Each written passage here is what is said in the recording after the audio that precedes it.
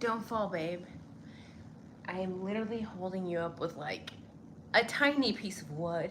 Hello, everyone. Nika here with a very special weekend neuro nugget, and I felt the inner urge to come on here do a live because what I just saw. Hopefully there's no issues today, but you guys saw the title of this video, and welcome. Happy Saturday.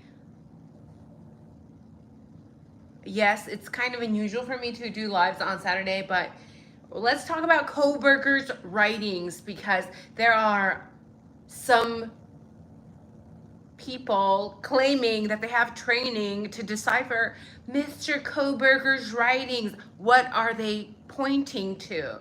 Is it mental illness? Is it a mental breakdown? And I want to expose the unexposed because it's very easy for narratives to be twisted, for narratives to be pushed, and yeah, that's basically why I'm here on a Saturday. So we know that Kohberger admitted indirectly to unaliving 4 victims, right? Not directly, but indirectly by taking a plea. And a lot of people are saying, well, if he did do it, how did he do it? Why did he do it? What is the actual motive? Because we did not hear about that in court, but some experts are claiming that they can understand Mr. Kohberger through his writings, right? Now, let's talk about these writings because I just saw I thought, very disturbing video. Again, these are my theories, my opinions, my conspiracies on News Nation. And they claim they have a highly trained forensic expert in handwriting. And I'll get to that because let's be honest, the handwriting experts that are out there, this is not scientifically backed, but nonetheless, right? Bart Baggett, who explained his findings after allegedly meticulously analyzing BK's handwriting, specifically the way he signs his name in cursive.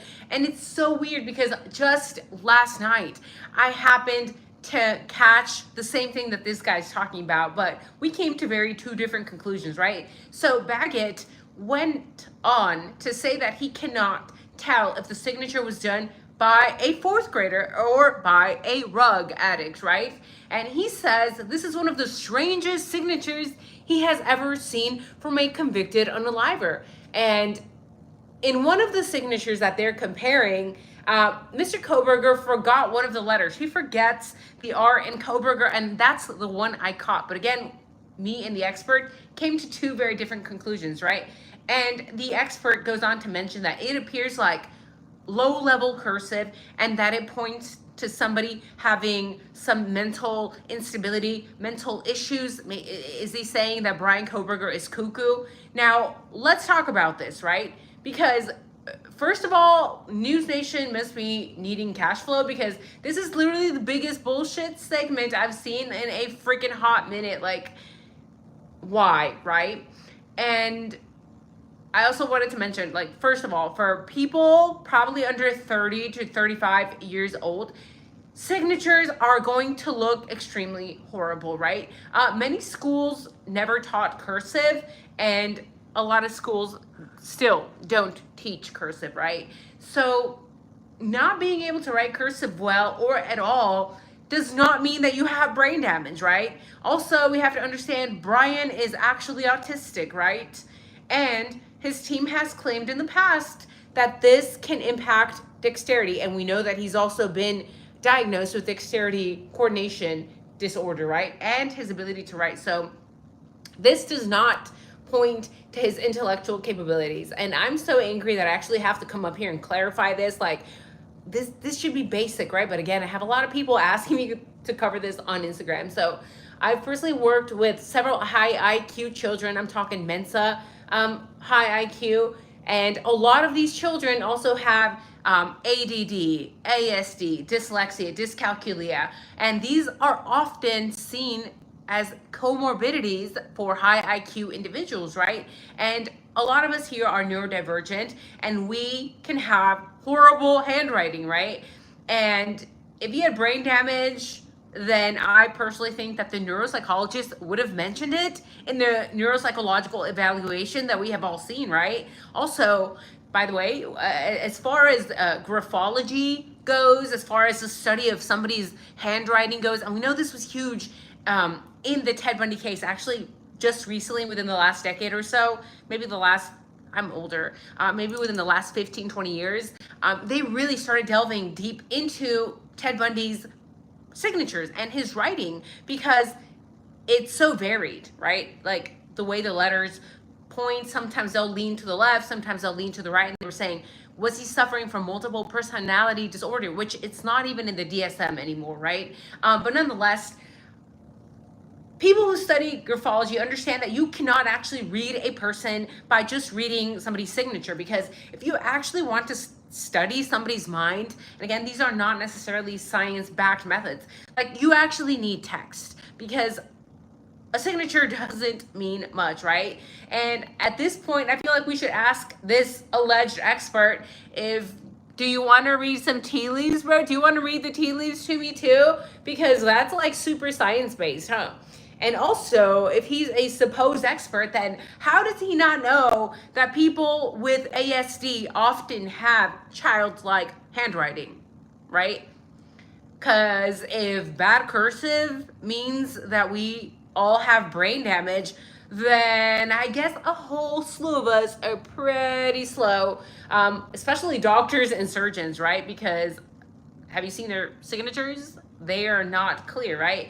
Also, Ashley, your supposed expert is basing his opinion on the fact that people write with regular sized pens, pencils.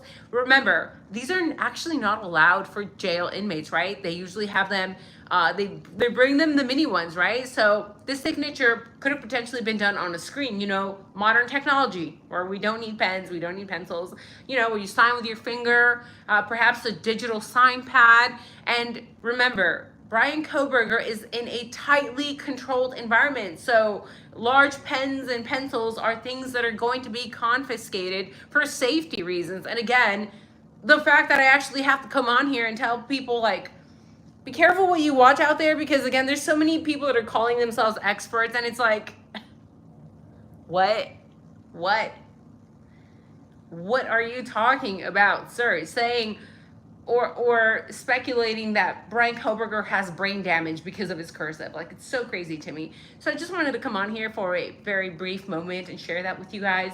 I do have some other information to share with some of you, because the Peacock special, the Amazon special regarding this case, I'm watching every little bit of it and taking notes. So yeah, I'm gonna come back and let you know, because what I have watched so far is so eye-opening, and frankly, I find it very disturbing, but that's just me, right?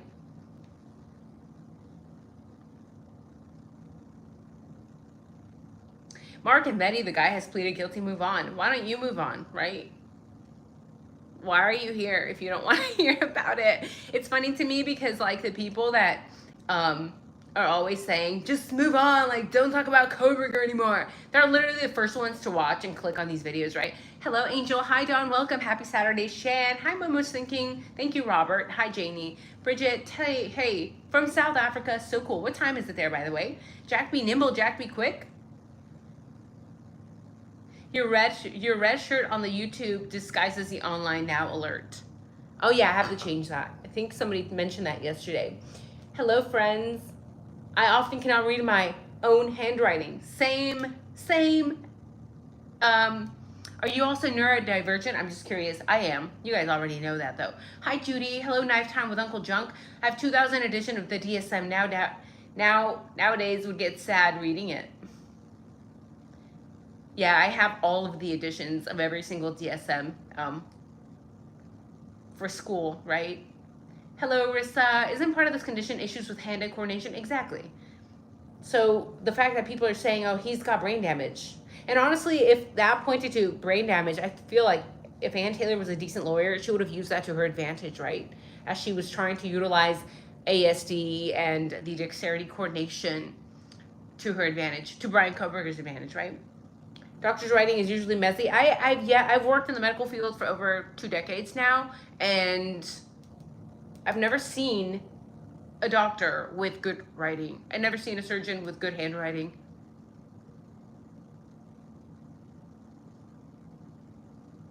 Fred says, hello, Nika. Brian can barely button his shirt. Explain his handwriting. Well, explain him unaliving 4 people under 8 minutes and cleaning up and not leaving any DNA anywhere except for the inside of a snap button of a sheath. With all these dexterity issues, and then he had time to carve Ethan's legs. All right, bro.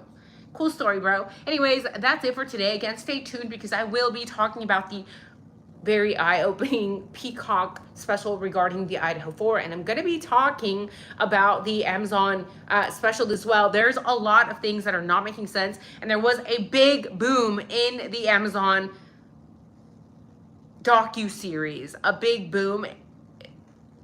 And like I said in the very beginning, I think people know something. When I see Hunter, he looks like he is ill. Why does he look so ill in the docuseries? Does he know something? Because let's be honest, when you know things and you're holding them in, okay, this is proven. If you know something and you're holding it in, it can cause physical issues.